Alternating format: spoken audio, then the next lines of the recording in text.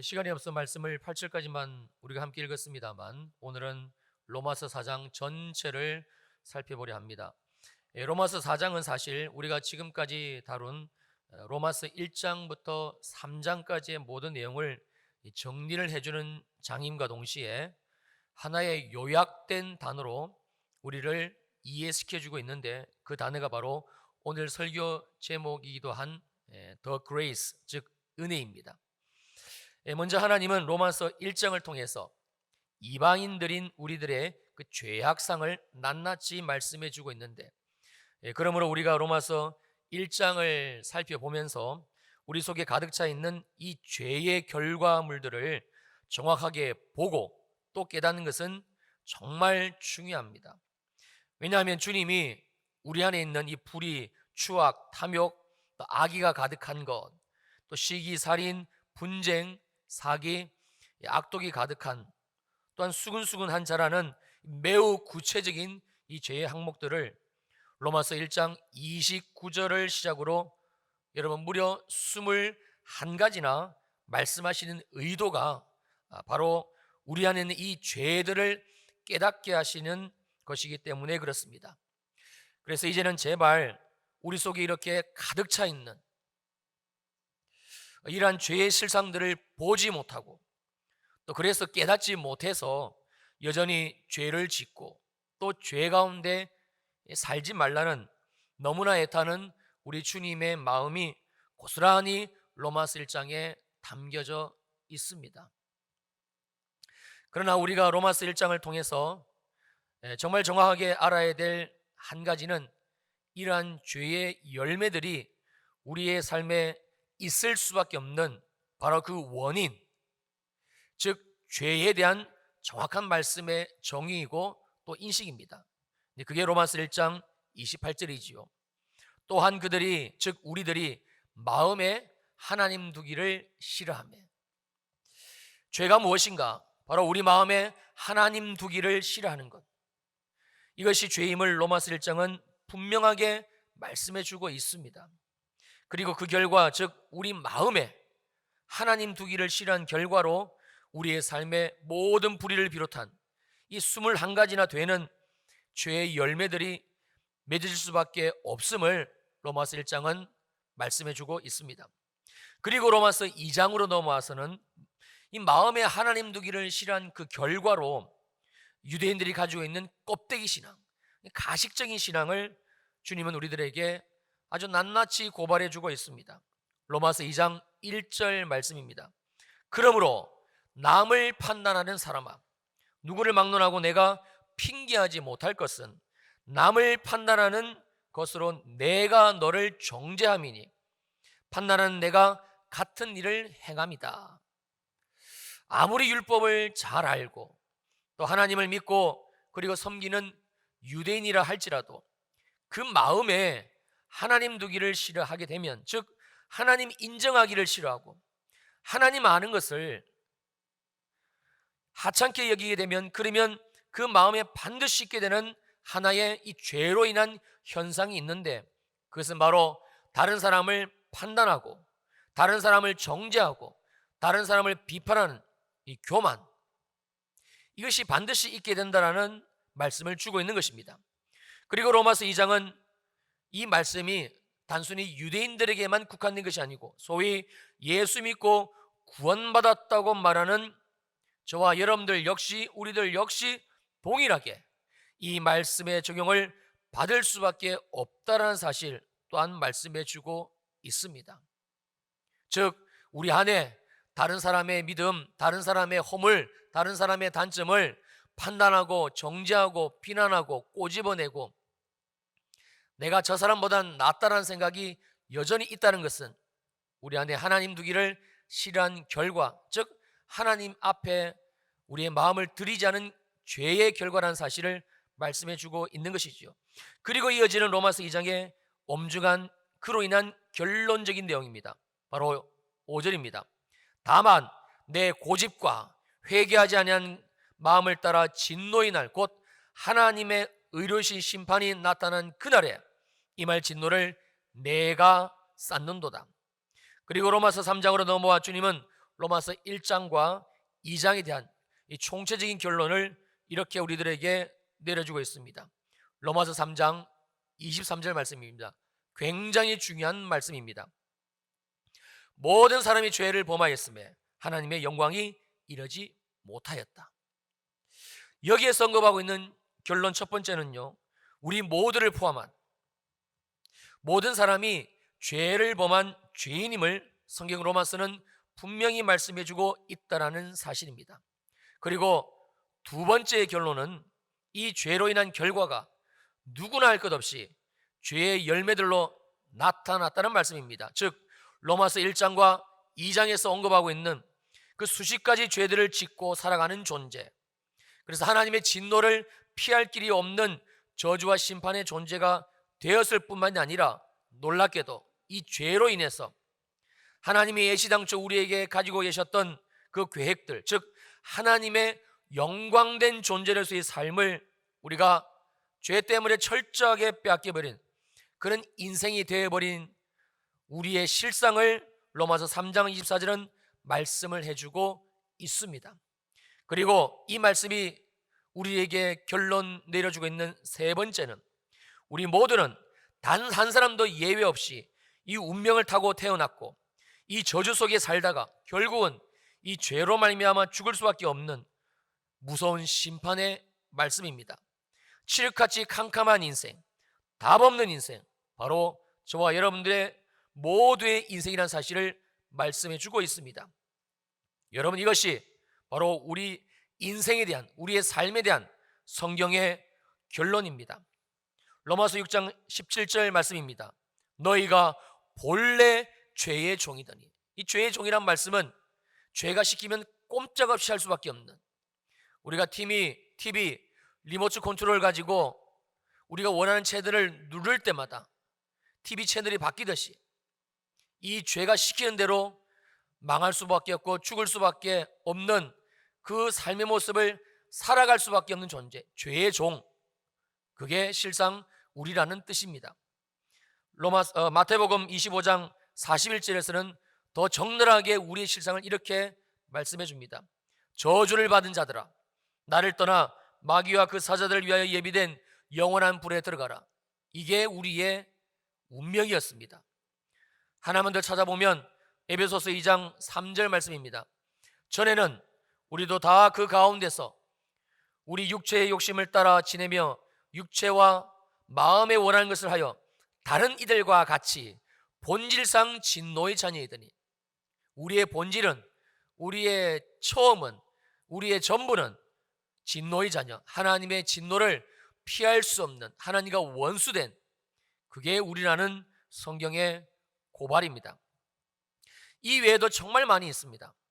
우리가 그 말씀들을 다 찾아서 이 시간 읽기만 해도 오늘 이 한 시간의 예배 시간이 모자랄 정도로 하나님은 신약 성경의 수많은 말씀들을 통해서 알려주고 계십니다. 우리가 몰라서 못 볼 뿐이고 우리가 알려고 하지 않아 모를 뿐이지, 성경에는, 특별히 이 신약 성경 속에는 마음에 하나님 두기를 싫어한 결과, 하나님을 인정하기를 싫어한 결과, 하나님과 동행하지 않는 이 본질상 이 죄로 인한 우리 마음으로 인한 결과로, 즉 죄로 인한 결과로 우리의 인생이 반드시 겪게 되는 하나님의 심판, 그 저주에 대한 수많은 말씀들을 알려주고 있다는 사실입니다. 계속해서 제가 로마서 강해를 통해 말씀을 드리고 있습니다만 로마서 3장 23절 말씀, 이 말씀을 깨닫지 못하면 그 사람은 절대 그 다음 절인, 즉 24절 이하에서 말씀해주고 있는 복음을 믿을 수가 없습니다. 아니, 믿어지지가 않습니다. 겉으로 보기에는 로마서 3장 23절의 말씀과 이어지는 24절이 바로 붙어 있으니까 굉장히 가까운 것처럼 우리가 여겨집니다만 그러나 실상은 아닙니다. 24절의 말씀이 깨달아지고 내가 정말 어떤 죄인인 것이 보여지게 되면 그 사람은 즉시로 24절의 복음이 보여집니다. 깨달아집니다.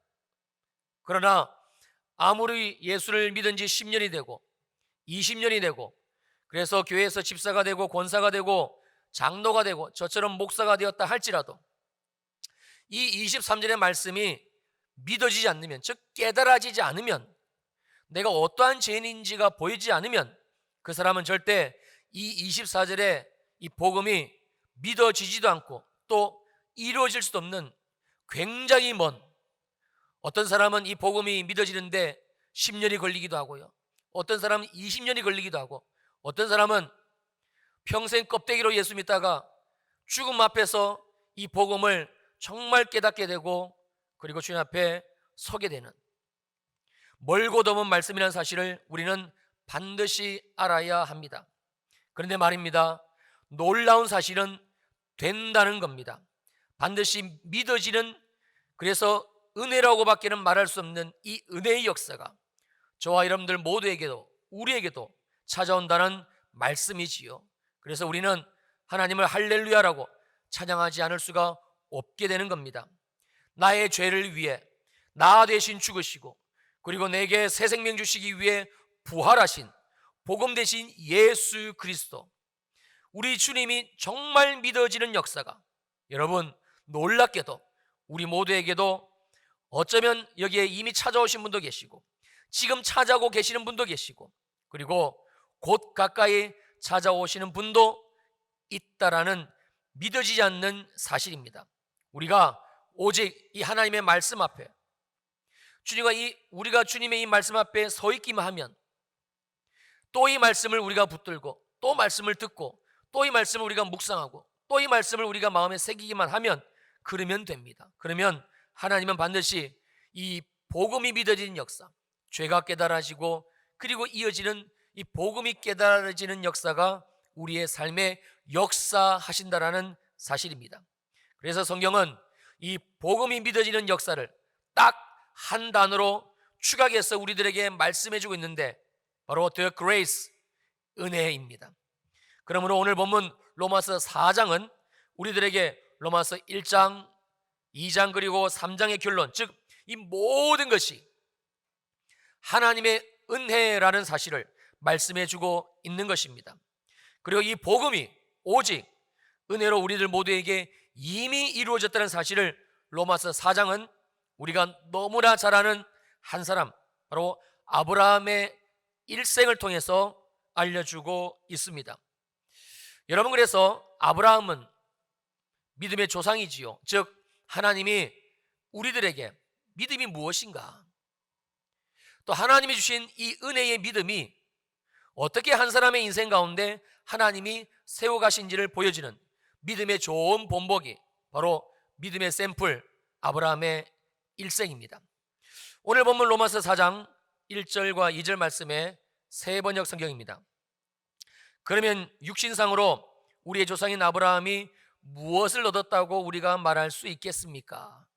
즉 아브라함이라는 한 사람이 어떻게 하나님을 믿게 되었고 그리고 오늘을 살아가는 우리들에게 믿음의 조상이 되었는지를 묻고 있는 내용입니다. 그리고 2절, 아브라함이 행위로 의롭게 되었더라면 그에게 자랑할 것이 있었을 것입니다. 그러나 하나님 앞에서는 자랑할 것이 없습니다.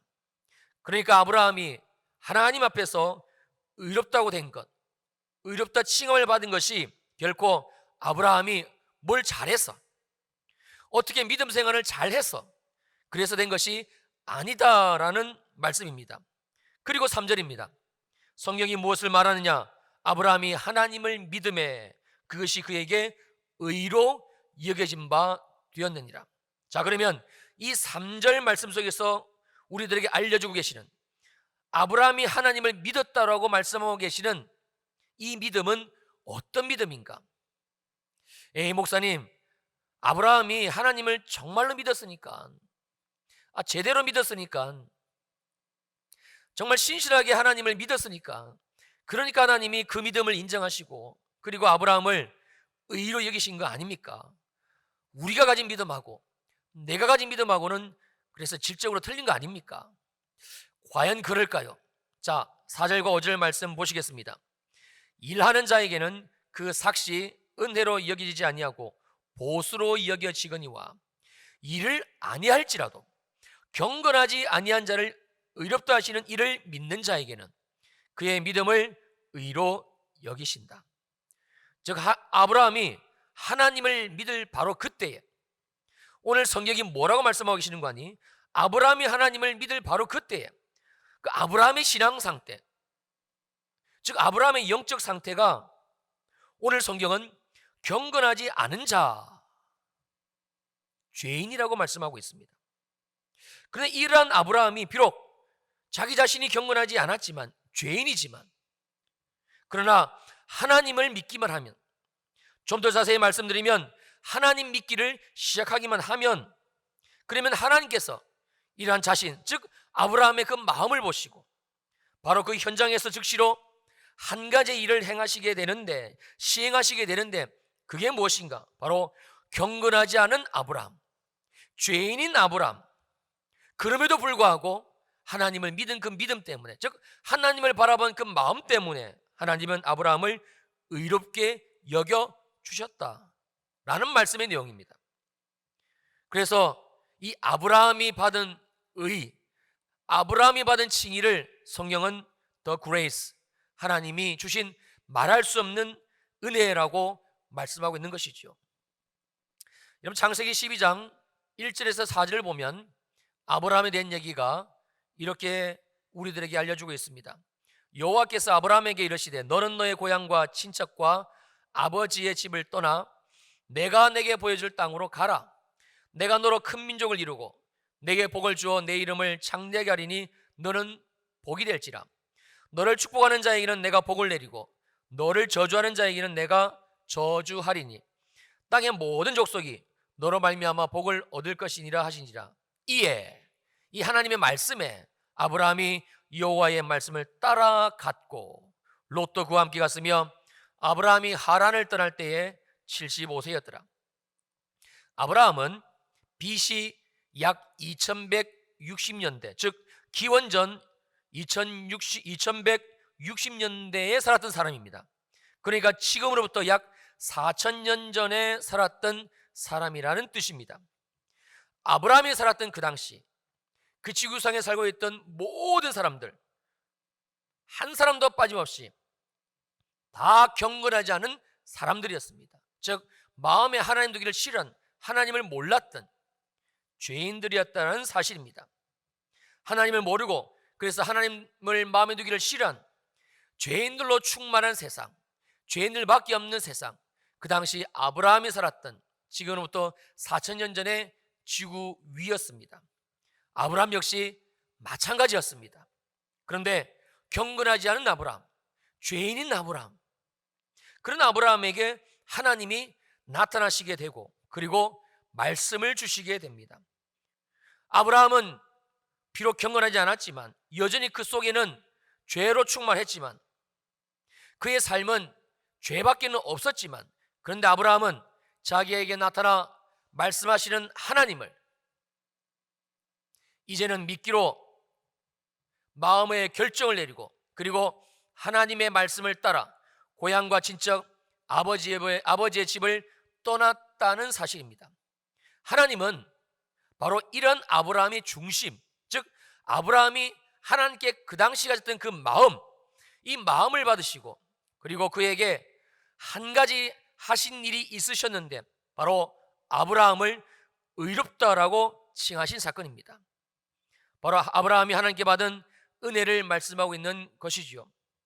성경 로마서는 아브라함이 받은 이 은혜를 또한 다윗의 시편 32편 1절로 5절 말씀을 인용하여 우리들에게 이렇게 보충해서 말씀해주고 있습니다. 오늘 본문 6절에서 8절 말씀입니다.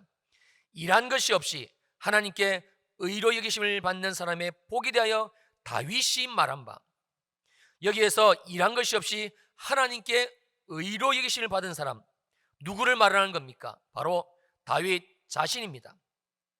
그래서 7절과 8절입니다. 불법이 사함을 받고 죄가 가려짐을 받은 사람, 다윗이지요. 복이 있다고 말씀하고 계시고 주께서 그 죄를, 여전히 죄가 있지만, 여전히 죄 속에 살지만, 여전히 죄 때문에 무너지고 있지만, 그럼에도 불구하고 하나님께 마음을 둔 그 다윗을 향해서 주님이 그 죄를 인정하지 아니한, 즉 너는 의롭다, 너는 의인이다라고 칭하신 그 복을 받은 사람, 다윗은 복이 있도다 함과 같다라고 말씀해 주고 있습니다. 여러분, 더 놀라운 사실은요, 하나님의 이 은혜가 어떻게 아브라함의 인생 가운데 계속해서 역사하고 계시는지를 우리들에게 말씀해 주고 있는 내용입니다. 한마디로 충격 그 자체이지요. 오늘 본문 로마서 4장 19절로 22절 말씀입니다. 그가 100세나 되어 자기 몸이 죽은 것 같고 사라의 태가 죽은 것 같음을 알고도 아브라함은 믿음이 약해지지 아니하고 믿음이 없어 하나님의 약속을 의심하지 않고 믿음으로 견고하여져서 하나님께 영광을 돌리며 약속하신 그것을 또한 능히 이루실 줄을 확신하였으니 그러므로 그것이 그에게 의로 여겨졌느니라.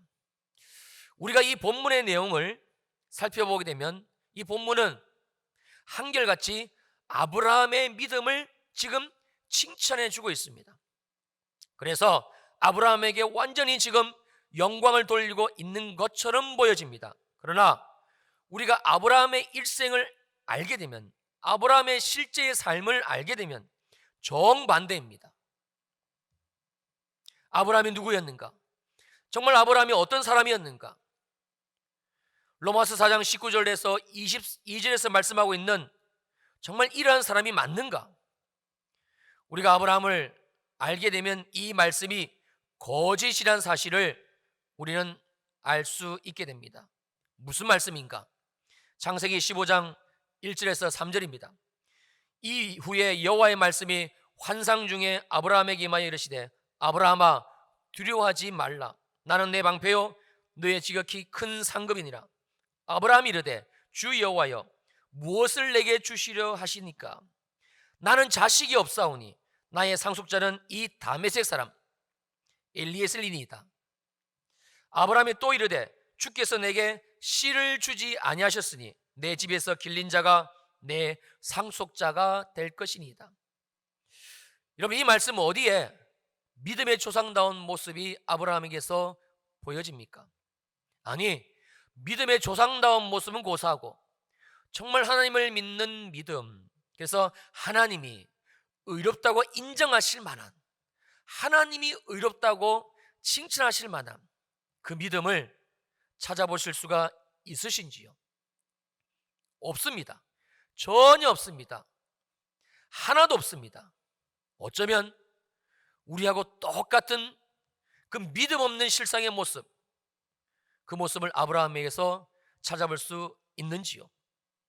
또 한 군데 찾아보면 창세기 16장 1절에서 2절 말씀에서 성경은 아브라함을 이렇게 알려줍니다. 아브라함의 아내 사레는 출산하지 못하였고 그에게 한 여종이 있으니 애굽 사람이요 이름은 하갈이라.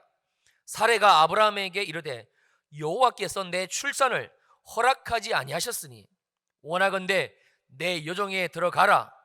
내가 혹 그로 말미암아 자녀를 얻을까 하노라 하며. 자, 그러면 믿음의 사람이면 어떻게 해야 됩니까? 아내를 말씀으로 권면해야지요. 하나님의 때가 되면 하나님이 반드시 주신다라고 함께 아내의 손을 잡고 기도해야지요. 다시 하나님 앞에 나가야지요.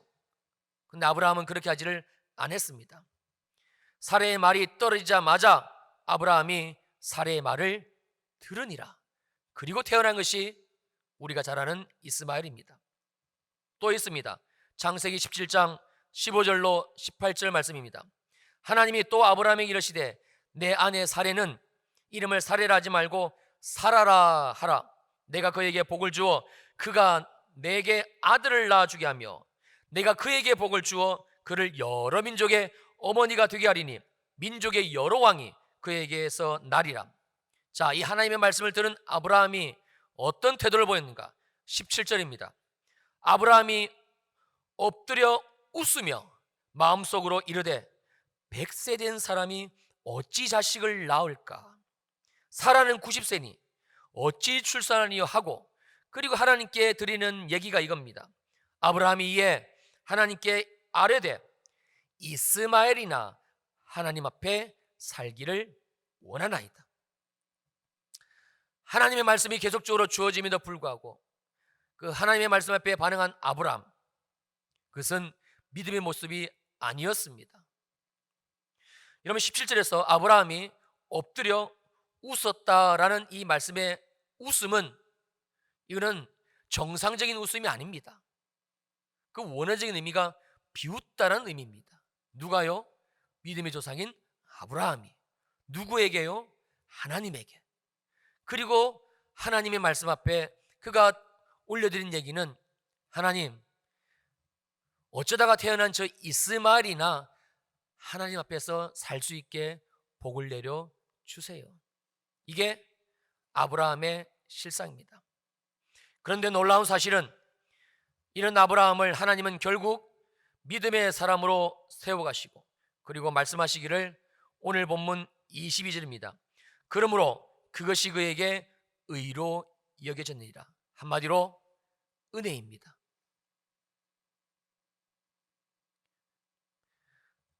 믿음이 없는 아브라함, 그러나 그는 하나님 앞에 계속적으로 마음을 두게 됩니다. 결국 그 아브라함을 하나님은 믿음의 조상으로, 정말 믿음의 한 사람으로 여러분 세워가시게 됩니다. 성경 로마서가 4장으로 넘어와서 아브라함을 우리들에게 소개해주고 있는 의도는 바로 이것입니다.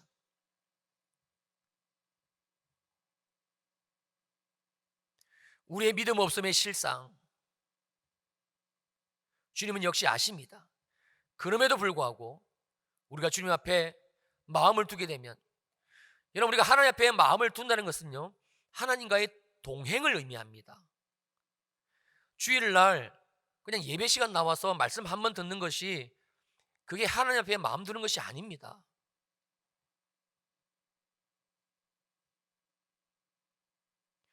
우리는 오늘 말씀을 통해서 정말 내 마음이, 내 중심이 하나님께 있는지를 봐야 됩니다.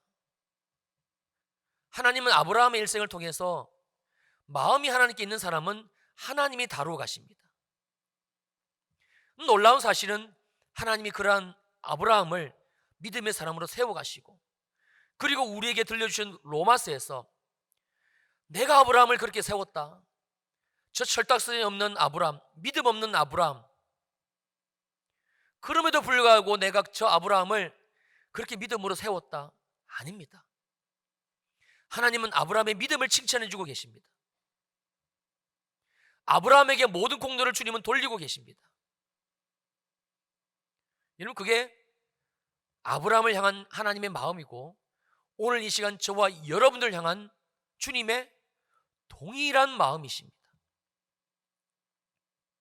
그래서 하나님이 우리에게 주신 것은 은혜입니다. 말할 수 없는 은혜, 갚을 수 없는 은혜. 우리가 할 수 없고 상상할 수 없고 이루어질 수 없는 것을 주님이 이루셨다, 주님이 하셨다. 그게 은혜예요. 그 시작은 우리의 마음에 하나님 두기를 시작하는 겁니다.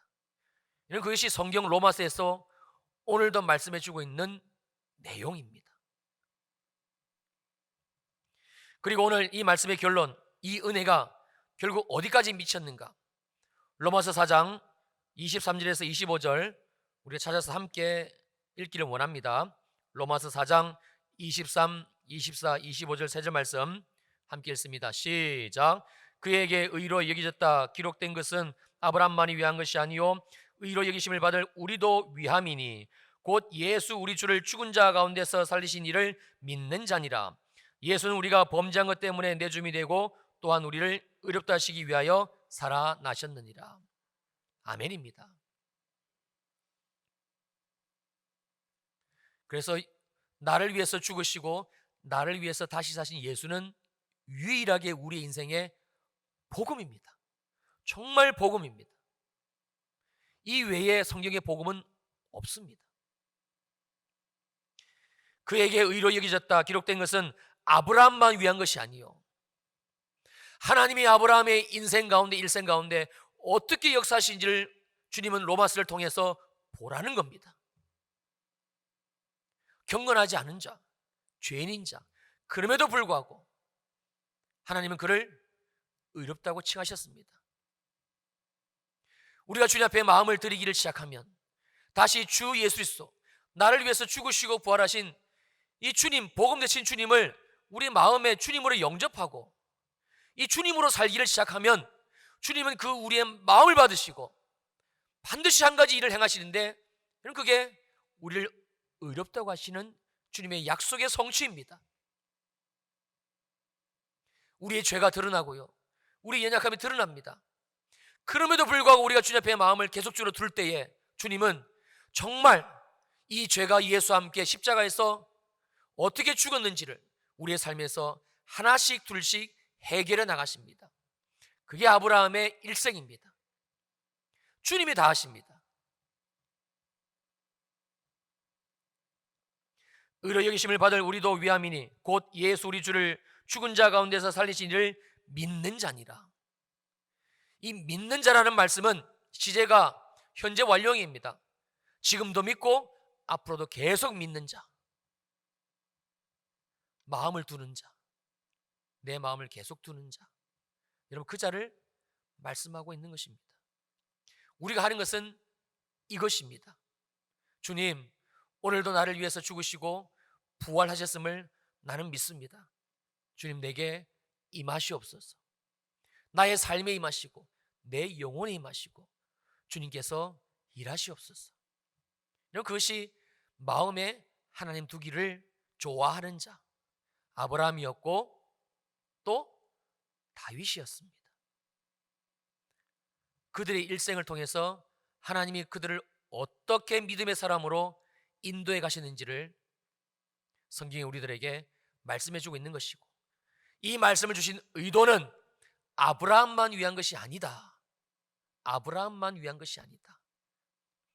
예수 그리스도가 나를 위해서 죽었고 나를 위해서 사셨습니다. 이 복음을 오늘도 믿는 자, 오늘도 그 마음의 중심에 모시는 자, 그 자도 위한 것임을 주님은 분명히 말씀해 주고 있습니다. 그것이 구원입니다.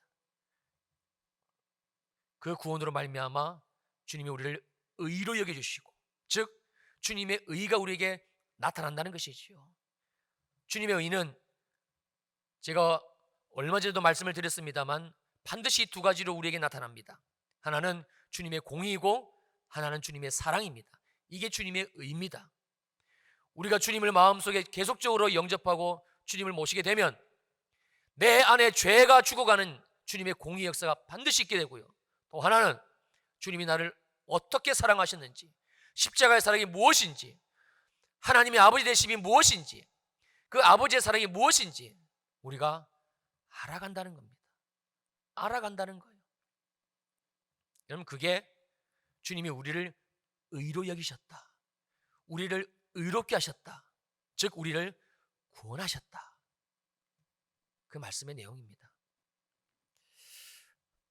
한 가지 간증만 나누고 기도하려 합니다. 제 큰 녀석이 한 6개월 정도 싱가포르에 있다가 어떻게 저떻게 기회가 돼서 하나님 은혜로 토요일 날 새벽에 이제 한국에 왔어요.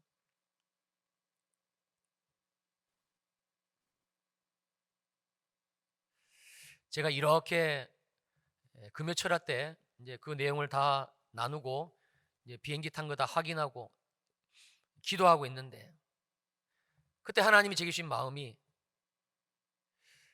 그 아들을 향한 아비의 이 마음이 바로 저를 향하신, 나를 향하신 그 아버지가 되시는 주님의 마음이시라는 사실을 알게 하셨습니다. 너무 기쁘고 너무 감사하고 너무 좋고, 사실 따지고 보면 그 녀석이 공부하고 그 녀석이 생활하는 거 다 제 돈으로 한 거잖아요. 거기서 공부한 게 그렇게 대견하고 감사하고 또 오는 게 유달리 특별한 그런 처지고 상황이 될 것이 있겠습니까? 제가 새벽에 공항에 가서는 몇 번 출구로 나오는 걸 확인하고는 뛰다시피 해서 그 게이트 쪽으로 달려갔어요. 그때 또 주님이 제게 주신 마음의 감동은, 탕자가 돌아왔을 때에 그 늙은 아버지는 분명히 탕자를 보고 뛰어갔을 것이다. 분명히 뛰어갔을 것이다. 그 피곤한 새벽에 금요일 철야 마치고 이것저것 준비하느라고 3시간도 채 잠을 자지 못한, 그럼에도 불구하고 어쩌면 그래 눈이 번쩍 뜨여지는지, 하나도 피곤하지 않은지, 그 하나님이 내 아버지가 되신다는 사실. 근데 그게 여전히 저 안에는 죄가 있고요, 또 앞으로도 아마 저는 죄를 지을 거예요. 여러분들과 똑같이. 근데 제가 소망이 있는 것은 하나님이 저를 의롭다고 칭해 주신 이 복음입니다. 저는 제 안에 있는 죄를 보는 것이 아니고 제게 주신 이 복음을 지금도 보고 있고 또 앞으로도 볼 것입니다. 그러면 복음 되신 주님이 저를 분명히 만들어 가실 것입니다. 마치 아브라함을 만들어 가셨듯이, 마치 다윗을 만들어 가셨듯이. 그게 복음의 능력입니다. 우리의 인생을 하나님의 나라의 인생으로, 천국의 인생으로, 기쁘고 감사하고 좋고 행복하고 그런 인생, 그게 복음입니다. 예수 믿는 구원이에요. 돈 있고 없고 그렇게 중요하지 않습니다. 몸이 좀 건강하고 조금 병들었고 그게 그렇게 크게 중요하지 않습니다. 안식이 있고요, 그리고 용서가 있고 다독거림이 있고 쉼이 있습니다. 여러분, 그게 구원이에요. 이제 말씀을 정리하고 기도하며 마치려고 합니다. 우리 사랑하는 성도님들, 저와 여러분들의 마음이, 우리들의 마음이 다시 한번 오늘 말씀을 기점으로 하나님 앞에 우리를 구원하신 주 예수 그리스도 주님께, 나를 위해서 죽으시고 나를 위해서 부활하신 그 십자가에서 구원을 이루신 주님 앞에 다시 우리의 마음을 두게 되시기를 주님의 이름으로 축원합니다. 목사님이 그거면 됩니까? 네, 그거면 됩니다. 목사님 정말 그 복음 앞에 마음을 두면 우리의 인생이 바뀌어집니까? 예, 바뀌어집니다. 목사님 정말 내가 하나님 앞에 그 복음 앞에 마음을 두기만 하면 내 삶이 기쁨의 삶, 영광의 삶, 감사의 삶, 소망의 삶 됩니까? 됩니다. 반드시 됩니다. 우리가 하는 것이 아니고 주님이 하시기 때문에 그렇습니다. 여러분들의 마음을, 정말 여러분들의 마음을 이제는 세상에 두지 마시고 항상 나를 위해서 죽으시고 부활하신 예수, 그 십자가에서 죽고 부활하신 예수, 복음 되신 예수, 그 예수 주님께 두게 되시기를 주님의 이름으로 축원합니다. 아멘. 기도하시겠습니다.